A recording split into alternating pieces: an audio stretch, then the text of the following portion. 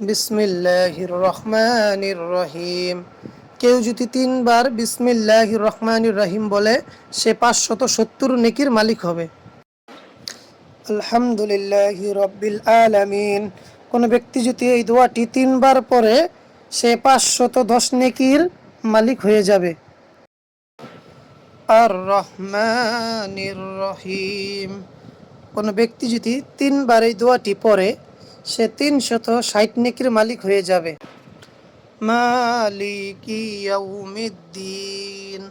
কোনো বান্দা যদি তিনবার এই দোয়াটি পড়ে, সে 330 নেকির মালিক হয়ে যাবে। ইয়াকা নাবুদু ওয়া ইয়াকা নাস্তাইন। কোনো বান্দা যদি তিনবার এই দোয়াটি পড়ে, সে 570 নেকির মালিক হয়ে যাবে।